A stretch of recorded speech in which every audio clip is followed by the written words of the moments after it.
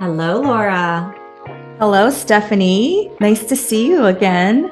Nice to see you too. And happy September forecast. OMG. Happy September. I can't believe it. The year is already halfway over, Yes. and so much happened in August. Should we start with our August recap? Yes. Do you want to speak about something personal that happened to you? Any like transits that really stood out to you? Ooh, ooh. You start. I need some time to think. Yeah, well, I know I've been texting you like mad crazy over my personal life, but a lot of friendship themes have been coming up for me because of the South Node in Libra in my 11th house of friendships and Venus ruling the South Node being in retrograde. And I've just been, first of all, having a lot of people from my past, specifically women, coming back, like old women from my life and old friendships coming up for review and asking myself, is this a friendship that I want to strengthen? Is this something that I want to keep in my life? Is this something that's worth my time and energy? And, we all talk about romantic relationships. There's books about romantic relationships, how to be in one, how to consciously separate from one. But there's not much out there about friendships, Mhm. platonic relationships. So I was definitely going through some Venus retrograde themes with some friendships in my life. And I think also learning to express my emotions. I feel like Venus in Leo is very much like expression and being able to stand in your own truth and what's true to you was a big test for me because Leo opposes my moon and Venus in Aquarius. And my tendency is to ghost people and shut myself off. But I really challenged myself. I listened to my heart. I listened to my fellow Leo over here. Thank you, Stephanie, for all your advice. And I leaned into the discomfort of sharing my feelings. Yes. Yes. Round of applause for the Aquarius Moon. Thank Love you. that for Thank you. you. That's big. That's It was huge. So huge. on brand. I feel like I graduated from some like university of emotional intelligence. Well, I mean, the friendship breakups or disturbances, right, to the dynamic of longtime friendships are so jarring because, like you said, there's not a lot of stuff out there about it. Like, mostly people just focus on those romantic connections. So it's like when it does come to conflict resolution with friendships, um, it can be so uncomfortable. It was so uncomfortable, which is so interesting because one of my friendships, we've known each other since 1994. So our friendship's going through its Saturn return. So it's been 29 years now. And because we've trauma bonded, and we both agreed that we trauma bonded, that now as a healed version of myself, it's like, and I asked her, I was like, what's tethering our friendship now if a part of me who was tied to our friendship is healed? And yeah, it's a very serious thing. Saturn retrograding in the sign of Pisces when we first met. And again, Saturn is like long term, right? So it was like, and one of the questions she asked me was, do you feel like we can still be friends if basically saying if she's not like spiritually woke as I am? Mhm. And yeah, and but just being honest and putting our feelings out there was so refreshing. And I felt like really relationship is about being honest with each other and strengthening your bonds in that way. So it has been a life-changing Venus retrograde for me so far. Mhm. Wow, very powerful. Yeah. Um, the main thing that I can think about is something I wasn't initially going to share, but hell, why not? Um, I'm pregnant. Woohoo! And so Venus retrograde has been so fucking literal because I am a Leo sun, I'm a Leo rising, a Leo Mars, a Leo Mercury, a Leo South Node. And all of this is happening in my first house of physical body and self. And I literally found out I was pregnant like the day after Venus stationed retrograde. And I would have found out sooner, but I was too stubborn to take a test. I didn't want to know. I was like on deadline for my Cosmo horoscopes, and I was like, I can't deal with this. I just need to get through these horoscopes. But it was just so literal. And leading up to the retrograde is like the fittest I've ever been, the healthiest I've ever been. I was like working out 6 days a week, only like 15, 20 minutes a day, but just I was like dialed in and feeling strong and like, really good. And the second I found out that I was pregnant, my physical body has just, I've been so nauseous, I've been exhausted, and that whole priority shifted. So it's just been very physical for me. And I am praying to Venus and all of the planets that when she goes direct on September 3rd, my nausea goes away and I can start increasing my movement again. But yeah, it's just been so literal in that way. And as an astrologer, did you know that that was a possibility? Like when you were looking at Venus, were you like, oh, that might happen? The day that I took the pregnancy test was the first quarter moon in Scorpio. So the sun was at 2 degrees, the moon was at 2 degrees in Scorpio, and my rising sign is 2 degrees Leo. And I knew, I was like, I'm going to be pregnant. Like, that's what this is about. Because it's all impacting that first house of physical self. But Venus retrograde, I thought it would have more to do with my sister. I thought because you said that. Yeah, and the first house is part of your relationship axis. So I was like, oh, maybe we'll be dealing with exes or something annoying like that. But no, it's been quiet, knock on wood. Yeah. So it's like the cosmic forces saying, haha, Stephanie, you can't predict it. You can't predict every transit. I know. So here we are. But yeah, it's been good. I have already, leading up to this transit, had been practicing slowing down and listening to my body and just not forcing myself to do stuff if I didn't physically feel aligned in that moment, and trying to resist capitalism in that way. So I think I'm in tune with this retrograde energy. I'm happy to stay slow. I'm happy to just move through the motions and kind of see what phase comes next. You are so good at that. Also, Stephanie has been my personal therapist this past couple months because I was also trying to rest as resistance from capitalism, and I was having the worst intrusive thoughts, like the worst ones. Oh my God. And I feel like that was also my Venus in retrograde story, like just being more embodied and slowing down and just, oh, it was really rough. And it's still like a work in progress, but the book that really helped me was Rest is Resistance by Trisha Hersey. And she has Jupiter in Pisces. So yeah, like reading wisdom, and she's a Sagittarius. So just like all this Jupiterian energy. But yay, congratulations. Thank you. Surprise, everyone. And then August was a wild month.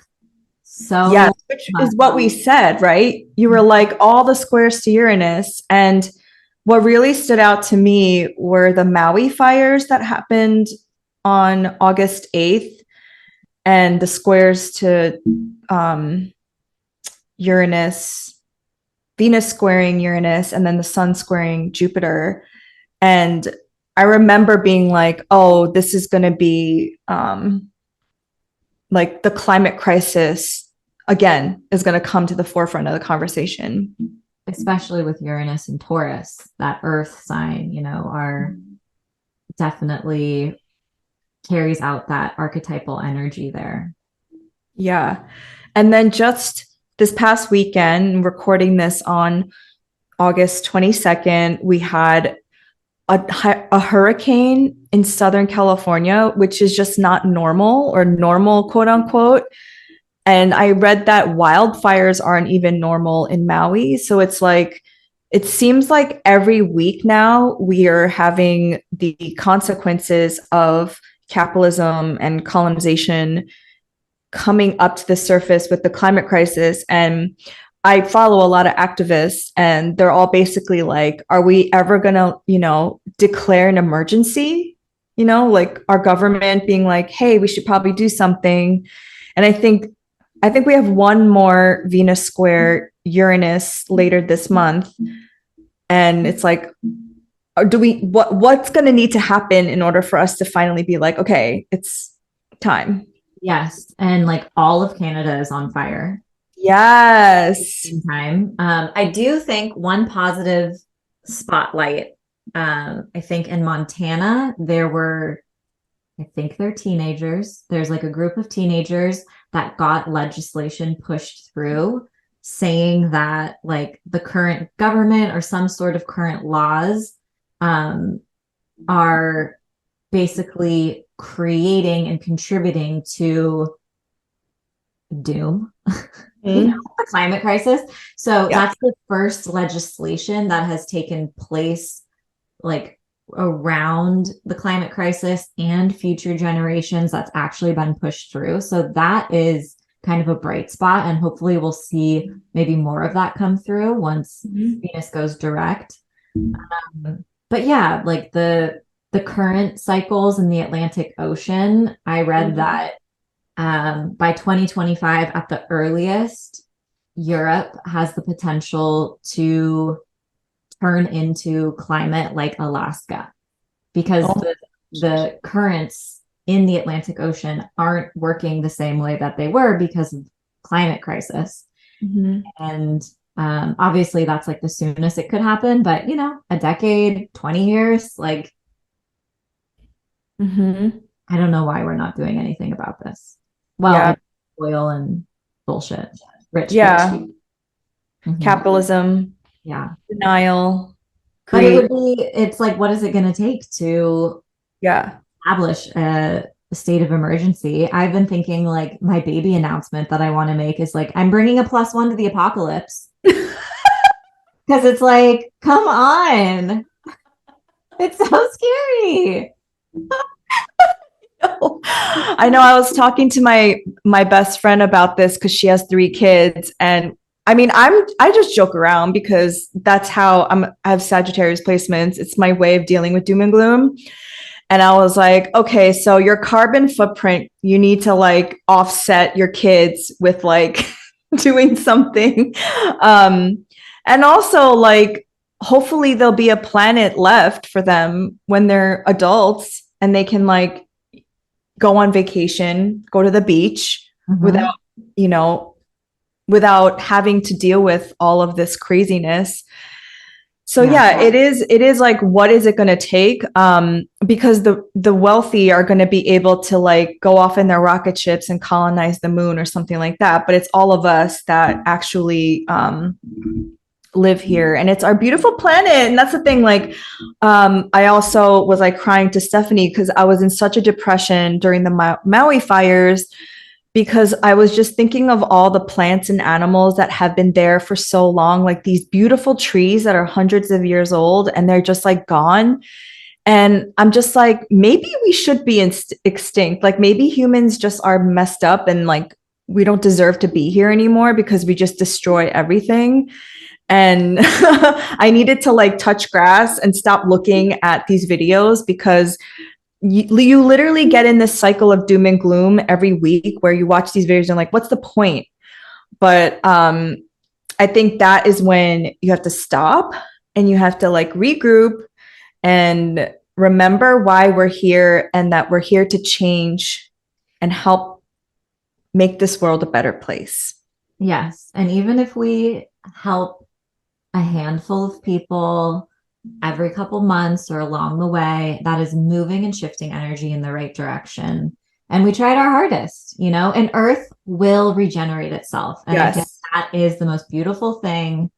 But yeah, it's a lot to hold. And obviously, this is all, I think it's been building really since July when the submersible went missing, and there was so much emphasis on saving those 5 billionaires from the deep sea, while 700 migrants were lost at sea, and all of the things. So it's just been building and building, obviously, for some time. Yeah, I think it's Pluto in Capricorn, and it's like we're still in the Pluto return. So Yeah. it's like these things need to come up to the surface in order for us to see it so we can heal it. Yep. But I am hopeful that because the first piece of legislature was passed in Montana, I'm hopeful that we'll see more of that kind of become a focus. But yeah, that was a big one for August. And then obviously the Venus retrograde is hitting everyone, celebrities, far and wide. Yeah. Everyone's my friends were like, what is going on? Everybody's breaking up. And I'm like, it's the Venus retrograde, but it rules the South Node in Libra. And Libra is a sign of relationships. And this Venus retrograde has been particularly nasty. It has gotten the victims of Justin Trudeau and his wife. Justin, like I know him, is the Prime Minister of Canada. And apparently his wife was having an affair with Idris Elba. No. Yeah. Oh my God. Like, and these breakups are messy. Like, we're getting back into the messy, like, divorces. That's hot. And it's very hot. But yeah, they're messy. They're messy. They're messy. And apparently, this is allegedly Sofia Vergara and Joe Manganiello. Joe was also having some, extramarital things. Yes. I cried. I'm obviously a little bit more emotional than normal, but when I read that headline, I cried. Like, yeah, it's messed up. Joe. Yeah. And oh my gosh, I'm living for the Ariana Grande. Oh my gosh. He's having an affair with SpongeBob SquarePants. And he had a brand new baby. 6 months. Oh my God. Yes. That is such a messy story. Yeah. Very messy. So these are super messy. And Leo is the sign of, taking up space, celebrity, big, so we're seeing all of these wild and dramatic breakups, especially because Venus was co-present with Mars and Leo for so long. Yes. Yes. And then Britney Spears and her husband, I mean, that's not a shocker to me, but they're getting divorced. Happy for her. Me too. Yeah. I looked at his chart after they got married, and he is a mutable shit show. I've never seen so many Virgo, Pisces, Sagittarius. I was like, holy smokes. Yeah. So she's dodging a bullet, but yeah, it's awful. And he's like threatening to extort her. It's like, come on. Yeah, that didn't seem like it was gonna last. Sorry, Brittany. But and then Sophia Bush and her husband, I don't really know her husband. I don't know if he's famous, so I didn't even care to Google. But apparently they were only married for 13 months. But yeah, another victim by Jeremy Allen White, who is the star from the show Bear, and his wife also, and he's already moved on. Like, he's already seen around hooking up with people. A supermodel, I saw, and then he left a comment on, I think, Alexa Demi's. Yes. Calvin Klein ad. Wow. I was like, I'd leave the same comment if I were him. Shoot your shot. But yeah, and then Keke Palmer and her baby daddy. Yes. They broke up. Wait, but can we just say, she has the most epic, so she made a collab with Usher. She did? Yes. I think it's called Boyfriend. They came came out with a song, and she's, I think, in the video or on the song, and it's like kind of like a rebuttal to the whole thing, because her baby was giving her shit for looking hot. I'm sorry. At an Usher concert. And so they decided to collaborate, and now they're out with, I don't know if she's on the song. I don't know particularly what the song is about, but I think it's called Boyfriend, and she's definitely like in the video. Good for her. And she is a Virgo. Yes, I was like precision. She knew how to swim. And Virgos are hyper independent, especially the women, I find. And yeah, she's a very iconic Virgo. Yeah. So it's been messy in celebrity land. And it's so funny because I'm not usually like in the know of celebrity gossip, but for some reason, this Venus retrograde in Leo, I've been so interested in everyone's tea and messiness. It's nonstop. It's hard to avoid. I'm like, and then I go into these rabbit holes of like, wait, who are they dating now? Who are they cheating on them with? Like, oh my gosh, what's going on here? I know. It's been good. It's been good. Anything else that happened in August that you remember or that stood out to you? You should share about the tours and all of the money that women are making. Oh, yes. So, the Barbie movie we spoke about last month it was released the day before Venus stationed retrograde. And I read this article. I read a couple of articles. New York Times did one. I think Fortune did one. The Wall Street Journal wrote about how the Renaissance Eras tour and the Barbie movie, they all combined gross $7 billion. And they actually stimulated the US economy. Because if you think about it, like Taylor Swift's Eras tour, for example, like people go and travel to go see her concerts. And they have to spend money on airplane tickets, hotels, foods. They're stimulating the local economy. And so she had, and also Beyonce, but Beyonce had like a world tour. Like basically the women got people in America to spend money and stimulate the US economy. And there were all these articles about how they were trying to study it, like what is up, like what, like kind of trying to figure this out. And I'm just like, isn't it kind of obvious? Like just invest in women. Right. Very simple. Very simple. Study. Like invest in women creators who create art for women.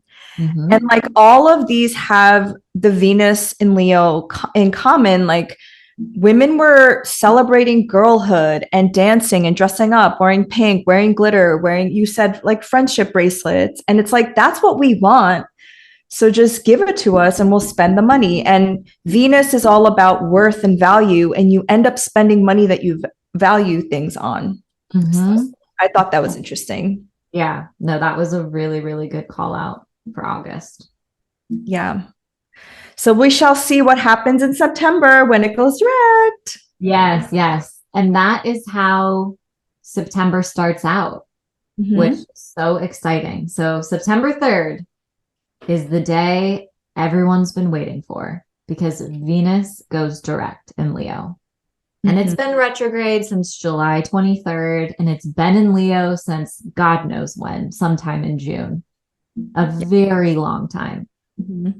So it will station direct at 12 degrees of Leo.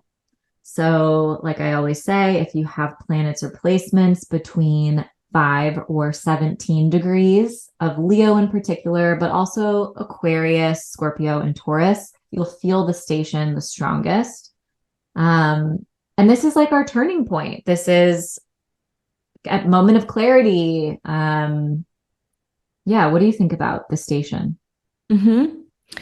I think, like I said, I think because I was also paying attention to this Venus retrograde the most, it was very pivotal for me personally, that I feel like when it goes direct, it's almost like okay, now we're going to move forward on something. The things that we started reviewing and the things that came up during this retrograde, because retrogrades were just about going inward and reflecting. I do think it's interesting that there are a couple days that Mercury and Venus are retrograde at the same time. It's between like August 23rd and September 3rd.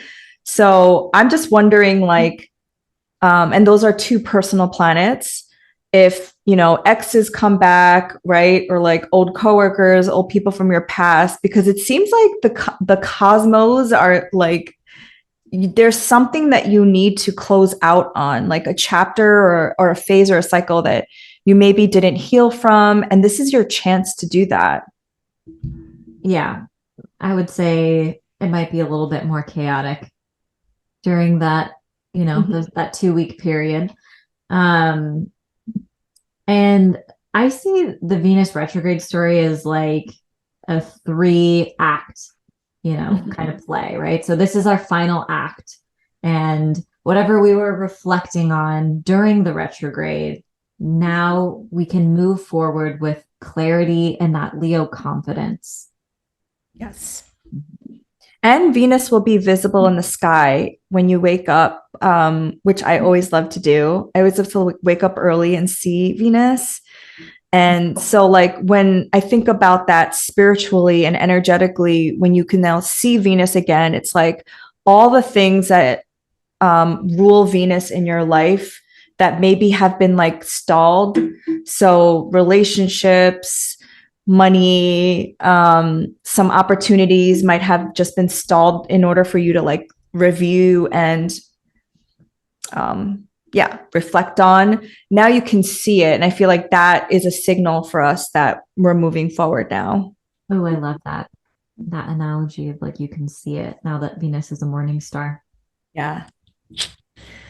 September 4th. Yes. Mercury in Virgo, trine Jupiter in Taurus at 15 degrees. This also happened on August 9th and will happen again on September 25th. So I think this is pretty cute. Mercury, you'll want to go back to August 9th, look through your emails, your photos in your phone, or if you journal, go back to August 9th and see what was going on. But generally, Jupiter is the planet of support and wisdom and good luck. And Mercury is the planet of communication. So this is usually a great time to make progress on some of your ideas, to get support on some of your ideas, to communicate effectively. Whatever we were kind of brainstorming or initiating around August 9th, maybe it's picking up traction or we're rethinking it once Mercury revisits Jupiter. But yeah, I really like this. I think what we said back in August was that this would be a good day to send messages to people and like announce something, maybe, because Mercury in Virgo is very strong. It's in its domicile, and Jupiter is about expansion. So maybe during this time, something returns, you review something because Mercury's in retrograde now. But yeah, this is really harmonious aspect. And keep in mind, it's the second chapter of this aspect. So there's going to be the final pieces of the puzzle will arrive on September 25th. Yes. And on the same day, Jupiter goes retrograde, which I think is so kind of like a cosmic joke, right? Like Venus goes direct the day before, and then our other benefic, our other sweet planet in the sky decides to go retrograde the next day. You know, I think the days that the outer planets, the planets that are further away from us, generally these retrograde periods don't affect us the entire time. It's just the days that they go retrograde or direct. So we'll be noticing it in the Taurus part of our chart. But yeah, it's happening at 15 degrees. So if you have fixed sign placements around that point. Yes. I think it's more significant too if you're ruled by Jupiter or if you're in a Jupiter perfection year, right? Yes. Because I find with the outer planets, most people don't notice it unless you're ruled by that planet or it's moving over your personal planets. Absolutely. Absolutely. Such an important point. Yeah. And this is the time for us. I think this is also kind of like an anti-capitalism transit, because if you think about it, Jupiter is this planet of expansion and growth and our dreams and going after, our goals. And now we're entering a retrograde period, which is going to invite us to slow down and to reflect on the ways that we've already expanded. And maybe we haven't sunk deep enough into gratitude for that. Maybe we've been just pushing forward and wanting more. And this is a really important time, I think, to reconnect with our gratitude and to reflect on all of the ways in which we have grown and transformed over the past few months. And then also to rethink our beliefs and our spiritual practices and our goals and the ways that we do what we want to expand and what we want to birth and create in this world. In ancient astrology, Jupiter represented semen. So, I think it does have to do with what we want to create. I love that you said that, because I was just thinking sometimes expansion is not a good thing. I think there is something to be said with ideas around exploration and manifest destiny, and like all these people back then they thought they were having good intentions, right? But then they didn't realize that their actions also were oppressing other people. And so I feel like a retrograde is the time to kind of ask yourself, like, is this okay? Am I, like you said, like, is more better? Is expanding better? Is growth at this level better? Maybe sufficiency is where we find abundance, and like what we have and the resources we have is actually more than enough. Because it's also in the sign of Taurus, right? Like it's very grounded, it's very earthy. And I feel like our planet doesn't need more extraction at this point. We need other retrograde words are like reparations and rejuvenation, regeneration, and maybe not taking anymore. Yes. You just said something, but my brain has been melting the past couple of weeks. So move on, carry on. They'll come back. So September 6th, the sun in Virgo will conjunct Mercury in Virgo at 13 degrees. I love a fucking Kazemi. Yes, I do. They are delicious. And this one is happening at 13 degrees of Virgo. This is our aha moment during the Mercury retrograde. This is a period of clarity and divine downloads and synchronicities, and the universe just showering you with knowledge. Yeah. It's quite sweet. Well, it's sweet because also Mercury is in its own sign and the sun is in Virgo, and some key words that I think about Virgo are editing and like removing all the stuff that's not necessary, like pruning, cleaning, being detail oriented. And there's something about Virgo that just feels like clear. I don't know. Yeah. I mean, you have Virgo placements. What are some of your words? Yeah, like refinement, precision, critical, but dedication, commitment, harvest, right? It's the sign of the harvest. So yeah, I think this could just bring some really interesting information our way, maybe even some exciting opportunities. When a planet sits in the heart of the sun, it is said to be strengthened. And like you mentioned, Mercury is already exalted in the sign of Virgo. So even though it's retrograde, this is a moment, like a temporary moment in the retrograde journey where we are getting just like psychic beams pumped into our head. And I love that for us. Yeah. Same. I meant to say Mercury's exalted in Virgo. Yes, yes. It's a domicile. Yeah. Well, it is. It's domicile and exalted. Yeah. Yes, that's true. Mercury really likes Virgo. So that's definitely an important date to pay attention to, especially if you've been kind of like, what the fuck has my retrograde story been about? And if you're feeling confused, and if you're feeling, it's easy to get consumed with feelings of like delays, setbacks, like I'm not doing enough during retrograde periods, but they come around to give us the gift of slowing down, because I don't know about you, but most of my like $1 million ideas come when I'm either resting, or when I used to get stoned and take a bath, or when I, would just choose to rest. That's when a lot of my intuitive hits would come through. Yes, actually, I'm so glad you said that, because like I mentioned before, I was having all of those intrusive thoughts, and I realized that our intrusive thoughts come from actually our stomachs not being able to process trapped energy, like old emotions tied to the past. And like Virgo represents our large intestines, or small intestine. It's the longest organ, and Virgo needs time to process something before it like gets into the poop trap.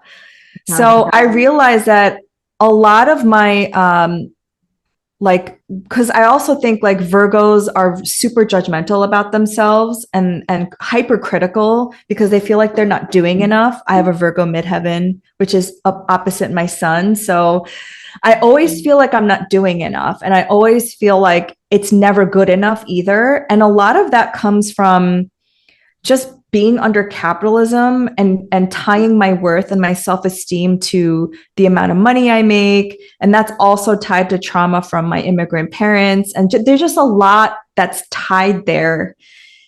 And it's all trapped emotionally in my stomach. So I started running. I mentioned that last month.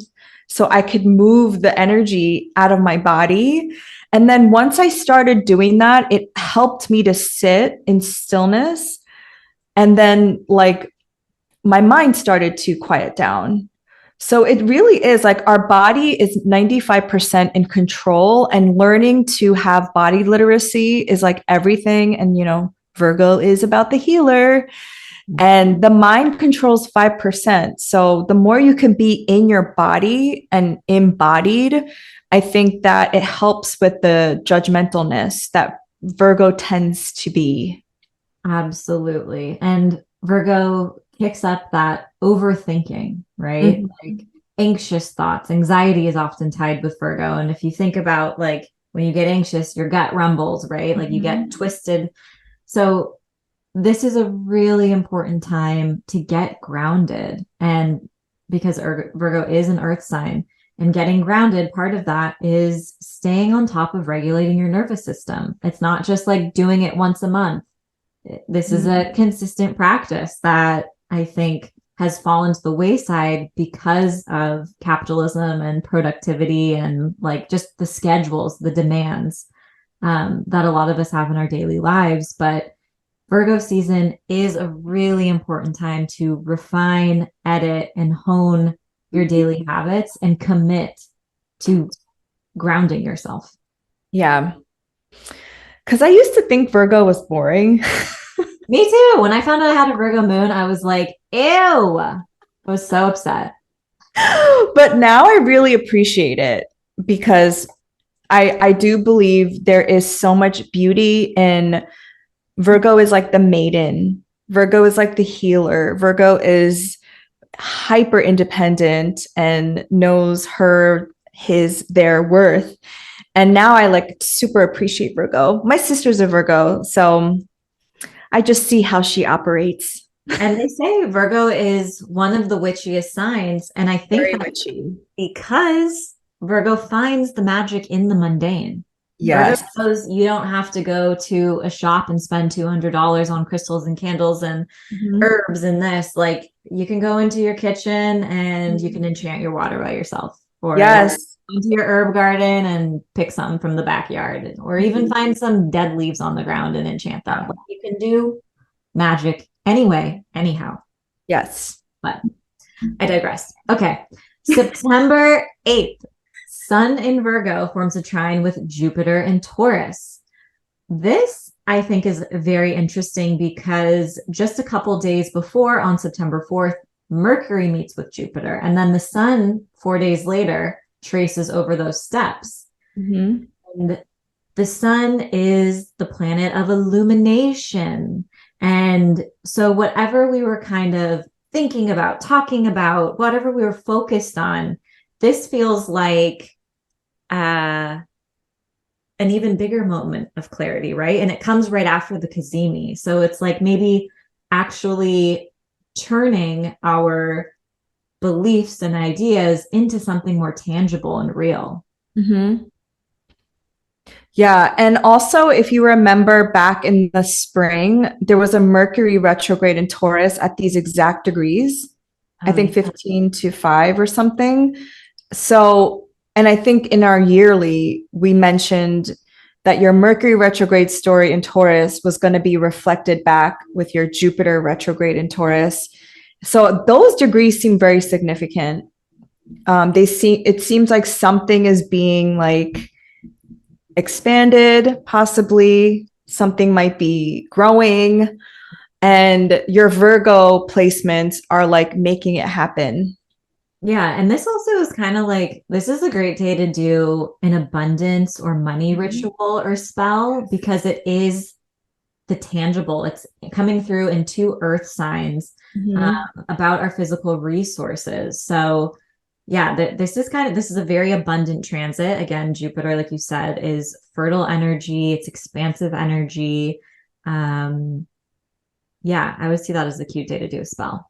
And generally, like the good vibes flow when the sun meets with Jupiter. It's like we're doing something cute, we're hanging out with friends, we're Yeah. having fun, you know. Mhm. Mhm. And like you said, September here in the Northeast is when all the fruit ripens and like it's harvest time. So we go like apple picking and it's like peak abundance. And on September 14th, we have the new moon in Virgo. Some Thoughts and prayers? I, I got a lot of feelings about it. So it's taking place at 21 degrees of Virgo. And if you have Gemini, Sagittarius, Virgo, or Pisces placements, this will be a more important fresh start for you. Especially if you have degrees, planets, or placements around that point. Now, this moon is opposite Neptune in Pisces, which I think can stir up. Oppositions are a little tense in astrology. And Neptune is this planet of fog and illusion, but also idealism and spirituality and romance and creativity. So there's definitely some beauty that can be found in this aspect, but I think it can also kick up some of our sensitivities, our overthinking, like paranoid thoughts that just aren't based in reality. Um, it can kind of amplify some of those feelings. Mhm. Uh, but what is lovely about this lunation is that it is forming a grand trine because it will form a trine with Uranus and Taurus and with Pluto and Capricorn. So we have the three earth signs connecting. Mhm. And anytime there's a grand trine in the sky, three areas of our birth chart are in harmony and communicating and supporting one another. So I see that as pretty cute. I do. I have to say, this last new moon in Leo that we had recently, I felt like for the first time a little lost because when you don't have, and it was also when Venus was invisible too, like because it was under the beams. I felt, um, as we're all kind of animalistic in some way. We all have a primal nature. And when you don't see with the light of the moon and it's completely dark, I feel like sometimes we feel a little lost. But I think that also gives us an opportunity to be in the dark because you can't have light without dark. And a lot of people are not used to darkness in the literal and metaphorical sense. So, also it being opposing Neptune and Pisces, this is a time to be in a liminal space, maybe to be in some kind of dreamy realm, the unknown. Humans don't like being in the unknown. We want to know the plan. We want to know like what's going to happen.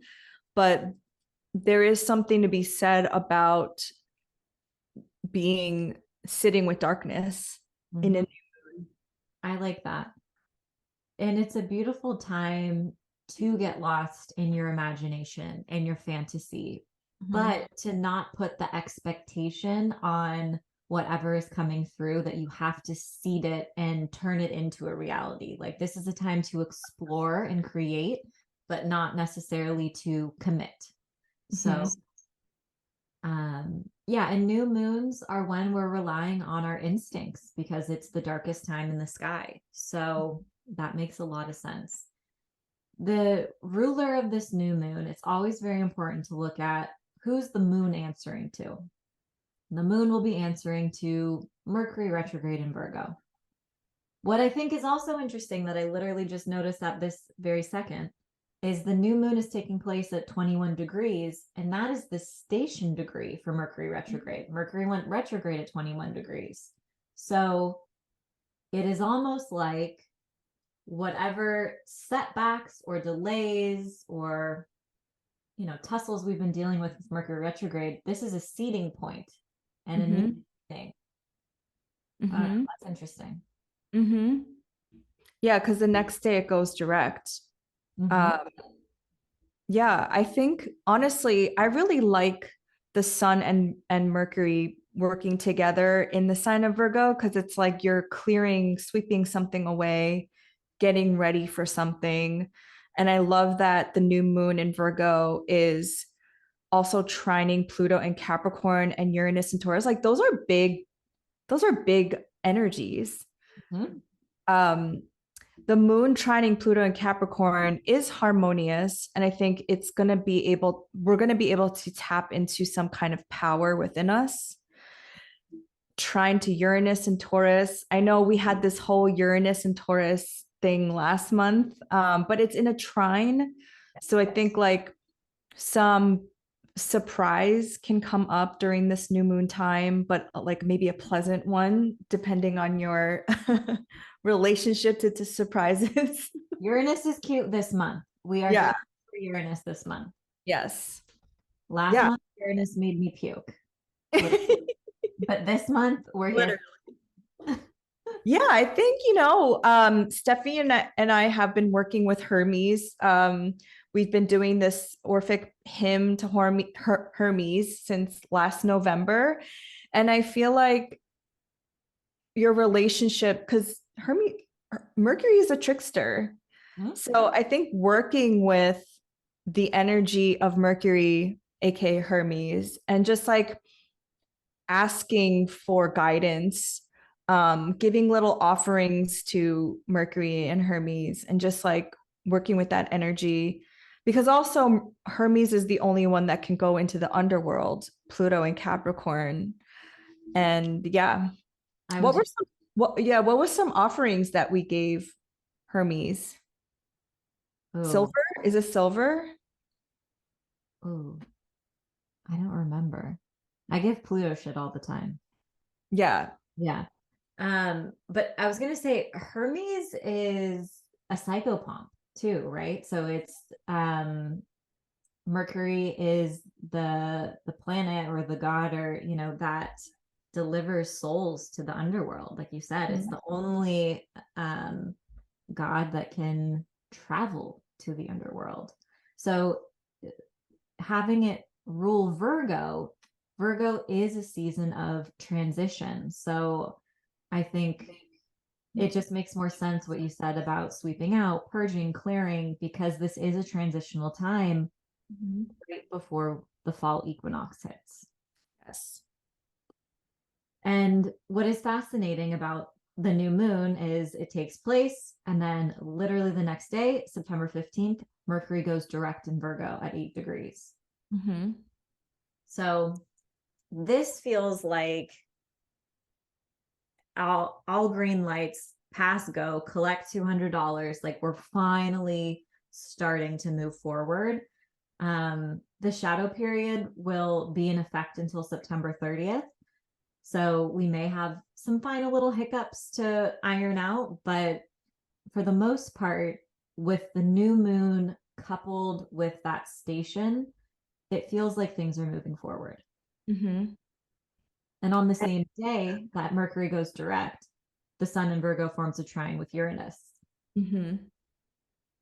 And that's really electric and exciting energy. Yeah, I really like that.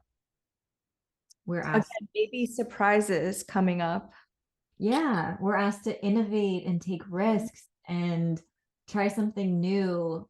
And also, the Sun and Uranus, in different ways, both represent our authenticity. So Yeah. it's integrating our authentic desires and our sense of self and showing up in that way. And this is coming through in a trine. Like it's going to be not easy for us to do because trying new things is always uncomfortable. But anytime you do something that you've been avoiding, the magic is in the work and the things that you are avoiding. Yes. Done. Close the book. Like if you want to manifest, if you want to change your life, make a list of the things you've been avoiding or fearful of. But this would be a really good day to take a step towards one of those things.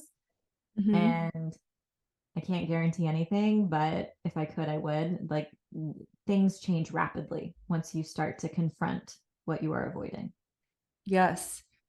I think August with the squares, it was Uranus being like, hey, pay attention to this. Maybe this is what you need to work on. And then this month with the trines, it's like, okay, I'm going to finally start to take some action steps Mm-hmm. towards these things. And you're absolutely right. Like the fastest way to manifest, quote unquote, is to deal with your fears Mm-hmm. around it. I mean, that is like the root cause of the resistance that's holding you back. So if you can take advantage of these earth sign energies and all of these trines, it is to take slow incremental action steps to create change. Yeah. Yeah. And then September 16th, we have Venus and Leo square Jupiter and Taurus. Mm-hmm. That's happening right now as we record. Yes, it is. Woohoo! And this is a super cute aspect. You know, Yeah. our two benefics are coming together in the sky. And even though it's a square, we don't really care. We still think it's adorable. Um, this can be an overindulgence kind of moment. Mhm. I had a couple days without nausea and I was feeling real bold and fierce. And I was like, I can eat whatever I want again. And last night I indulged and just ate regular human food because I've just been eating toast and rice for Mhm. weeks. Oh gosh. And so I had some delicious normal human food. And I woke up in the middle of the night and I was like, I'm going to fucking yak. So Venus and Jupiter can, be a little bit about indulging. Hmm. But generally it's like a period of celebration and Yeah. yeah. It feels very sexy. I think we said this on June 10th. Like it's like a fun party aspect Yes. that can get a little out of control because Jupiter is in Venus's sign, and Venus and Leo to me is like, let's go to a disco, let's go like dress up and be sexy, you know? Mhm. I really obviously like this. It's two benefics, and squares are the aspect of, yes, conflict, but also passion. Mhm. And this is the final chapter. So this is the third time this aspect is happening this year. Mhm. and it's taking place at 15 degrees. It took place, like you said, on June 10th was the first time, then August 22nd, and this is the final chapter. So whatever kind of storyline or threads have been Mhm. weaving through those days, this is a moment of resolution, celebration, and expansion. Mhm. September 19th, the Sun in Virgo opposes Neptune in Pisces at 26 degrees. Well, I think we talked a lot about this kind of aspect with the new moon, since it is opposite Neptune, and you did such a like eloquent job of describing kind of how that aspect comes to life. I I think this can also, the sun is our vitality, so sometimes we're a little more tired. That might Mhm. be something else to name that could, in a practical way, how it might manifest. Mhm. Um, but yeah, confusion, misunderstandings. Like this isn't Mhm. the day to like make really, really big important decisions, but like we said, like explore, create, uh, Mhm. play around with your imagination. I think a lot of the time, Neptune oppositions, there's an increased desire to escape. So Mhm. sometimes our sensitivities come up, like, the 24-hour news cycle may be even more exhausting today, or maybe there's some where we just want to check out. We can feel the collective pain and wounding of the world. And yeah, there can be anytime the moon used to form in opposition with Neptune, I would want to get high as a kite. And I would look at my chart and I was like, God damn it. So I wouldn't do it because the moon was opposite Neptune, but it's what I want, what I craved, right? Or Yeah. to get lost in a, um, Mhm. like binge watch The Walking Dead or something like Yes. that. Yeah. Oh, that's a good Neptune and Pisces, The Walking Dead. Yeah, I think that, well, oppositions, like you said, it's tense because the Sun in Virgo is like, I want to be healthy and focus on my health. And then Neptune and Pisces is like, let's go delulu ourselves into like another dimension, right? And those like two things are at odds with each other. And, at the end of the day, Virgo and Pisces is about healing and health and spirituality.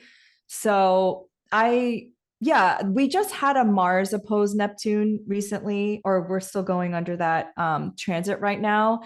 And it is like Mars and Virgo, I felt like, oh, I want to work out and I want to watch what I eat. But then a part of me also wants to just like watch like movies all day and just kind of like escape my reality. Yeah. And I don't know how you work with oppositions personally, but for me, it's just trying to integrate both into, oh, I hate the word balance, but like, because I'm not a balanced person, but No, who is? trying But to that is what integrate. it is. That's Yeah. exactly it. Yeah. Yeah. And sometimes Neptune wins. Sometimes I'm just like, I can't handle this reality. I'm literally going to read this fantasy book for 3 days straight and live in this other dimension. And And that's an important thing to listen to the yes, body if that's what it needs to heal and to rest and to rejuvenate. yes. So it's all about balance. Yeah, today is Mars opposite Neptune. And I mentioned The Walking Dead because I just finished one of the spin-offs, the one with Negan and Maggie. And for anyone who watches out there, but it's such, getting lost in a morbid TV show. That's kind of like Sun opposite Neptune kind of stuff. It is very. I haven't watched that series. My Uh, sister's really into it. Um, I'm a it's little so long. scared. Oh my God. Don't be scared. Don't be scared. It's the people that are scary. It's not the zombies. You get so Oh, zombies, but the people are frightening. And like just it's fascinating. When COVID, so I've watched the series twice all the way through, which is psychotic because there's like 11 seasons and like 30 episodes in every season. Mhm. Um, but I started rewatching it again at the beginning of COVID because I was like, well, this makes me feel better about my life. At least we're Yes. not in an Yeah. actual apocalypse, right? But anywho. Um, On September 20th, the Sun in Virgo will form a trine with Pluto in Capricorn. And I think this is very interesting because this is the second to last time that the Virgo house in our chart and the Capricorn house in our chart are going to be integrating and supporting each other in this way. And that's because Pluto will be in Capricorn one more time next year. But after that, it moves on and it enters Aquarius and it will never be in Capricorn again in our lifetimes. So Yes. there's integration, healing, empowerment, transformation between these two areas of your chart. So you kind of want to look at what are the topics associated with Virgo and Capricorn, and how have you grown? How can you witness your own empowerment? And yeah, what alchemy has taken place? Mm-hmm. Yeah, I feel like this is a power transit, like the sun, power, vitality, Pluto, power, and like I think we've spoken about this about Pluto before in Capricorn. This is like the rebirth, the regeneration phase of Pluto because it's in its last degrees of Capricorn. And so even another thing that happened in August that I forgot to mention was the Alabama boat brawl. Did you watch Yes, that? yes, yes, yes. And I really felt like that was a representation of Pluto and Capricorn in its last degrees of a bunch of people. If you don't know what I'm talking about, just Google it. But basically, there was this boat brawl in Montgomery, Alabama, and it was a very historic place where enslaved people used to be sold there. And even the boat was named after Harriet Tubman. Mm. And there was he wasn't even a security guard. He was the captain of a boat. And he was starting to become beaten up by a bunch of racist white dudes. And people came, like bystanders came and helped him, which, like, if you know psychology, there's something called the bystander effect, which people don't step in because psychologically they don't, they just don't. It's been studied by psychologists. But what I thought was so hopeful is that people came and helped him, and it like averted, like nobody passed away, nobody was, I mean, people were arrested, but I just thought that was such a Pluto Capricorn, like we're changing the narrative of something that was historically like um you know a really sad story there historically. And so I think this is like our opportunity to change the narrative of an area of our life that has been going under renovation for the last 15 years since 2008. I love that. Put a bow on it. That was perfect. That was it. All we need. I love that. And then September 22nd, we have the sun moving into Libra and the fall equinox. Yes. So this marks our halfway point through the astrological year. It is the time of year where night and day are of equal length. Libra is represented by the scales and balance and equality. So that all comes through in the archetypes and symbolism.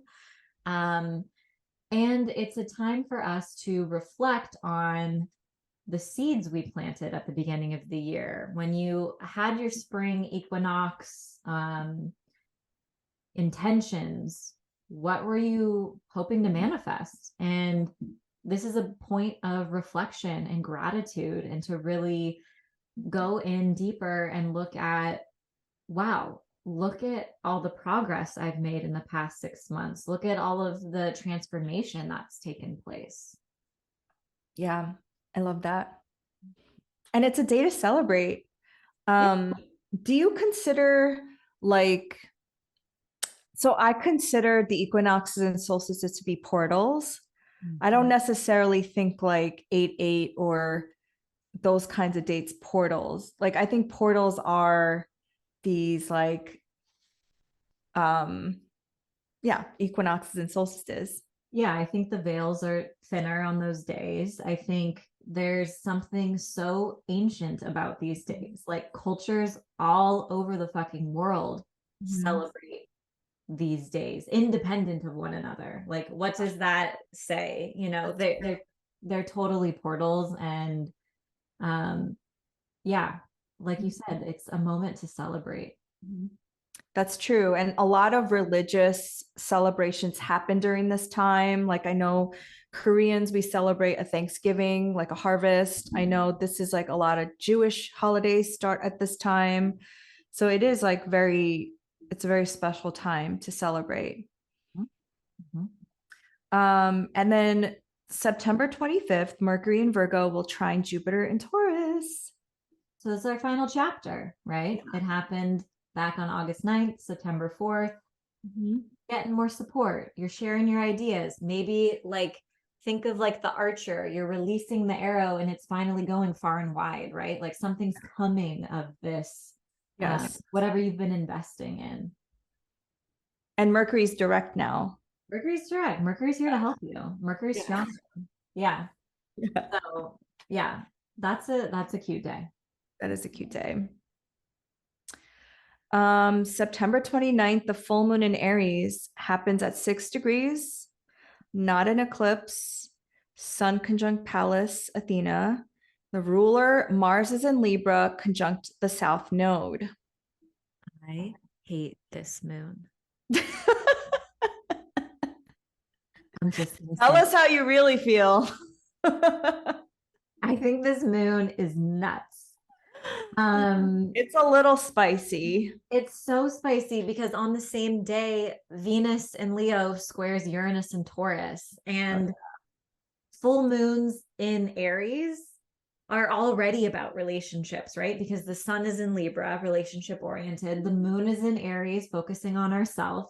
Mm-hmm. The ruler of this moon is Mars in Libra, conjunct the South Node. The South Node is a point of release. So this just like spews disaster for relationships. Like it's make it or break it moment. It is breakthrough or break up.